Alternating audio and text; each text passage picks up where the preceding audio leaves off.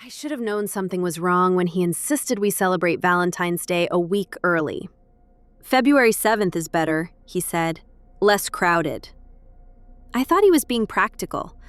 Turns out, he had a reason for avoiding the actual day. Jason seemed different. His profile was normal: hiking pics, dog photos, brewery shots with friends. Software engineer at Dell, 29 years old. We matched in late January, talked for 2 weeks straight. Good conversation. No red flags. No, "Hey beautiful," texts at 2 a.m. Just normal. Our first date was at Cafe No Say on South Congress. He showed up on time, looked like his photos, paid for coffee without making it weird. We walked around Zilker Park for 2 hours. It felt easy. When he suggested a second date for February 7th, dinner at Uchi, I said yes immediately. He picked me up from my apartment complex on West Campus around 7 p.m. It felt safe. The drive to Uchi was quiet. NPR playing, normal stuff. But when we got to the restaurant, the hostess greeted him by name. "Jason, good to see you again. Your usual table?" She knew him well. Too well. We sat down, ordered sake, sushi. Everything was fine until he started asking about my family. "So your parents still live in Dallas?" he asked.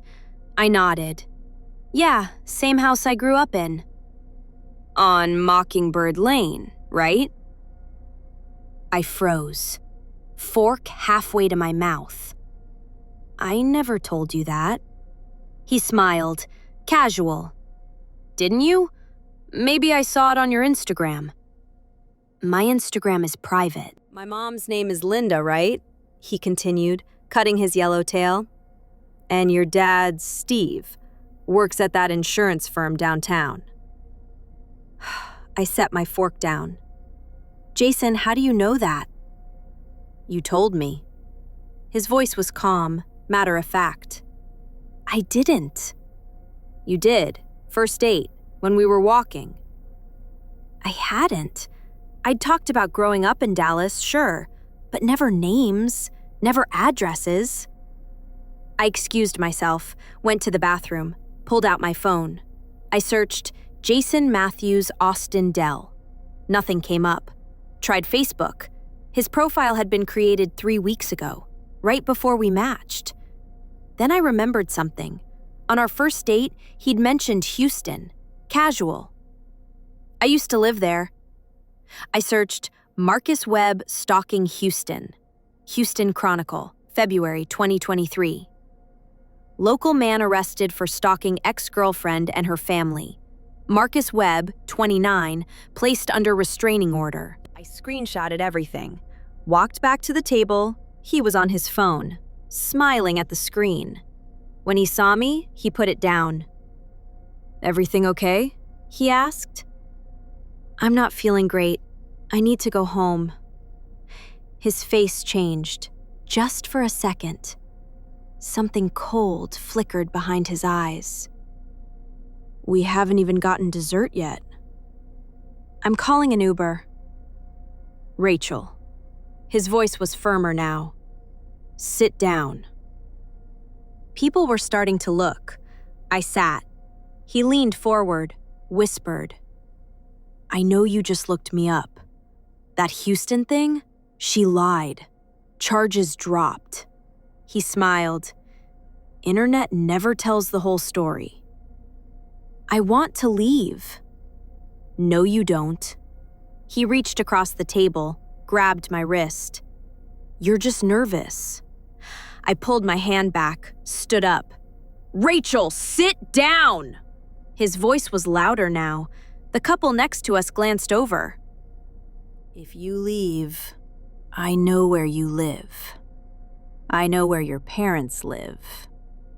I know your sister Emily goes to SMU. Dorm 4, room 318. He leaned back, casual again. "So let's just enjoy dinner, okay? Then I'll take you home. And we'll plan something nice for actual Valentine's Day.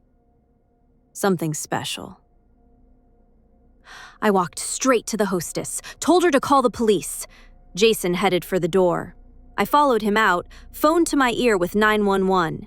He saw me and stopped on the sidewalk. "You're making a mistake, Rachel." The restaurant manager came out, stood between us. "Sir, you need to wait for the police." When the cops arrived, they ran his ID. His real name came up. Marcus Webb. 4 arrests, 3 states. Always the same. Weeks later, the detective called. They'd searched his apartment, found photos of my building, of me, screenshots of my family, routes from his place to mine. The restraining order hearing was 2 weeks after that.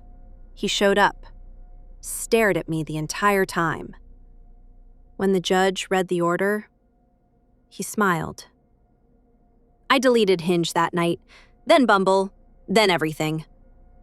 3 weeks later, I got a text. Unknown number. "See you next Valentine's Day." I changed my number. He texted the new one 2 days later. My sister had posted it on Facebook, tagged me in a birthday thing. He'd been watching. I changed it again, got a new one, unlisted. Told no one except my parents. A week later, another text. Same message. "See you next Valentine's Day." I still don't know how he got it. I moved apartments, didn't tell anyone the address, not friends, not family, just me and the landlord. Last month, I found a note under my door. 1 year left. No signature,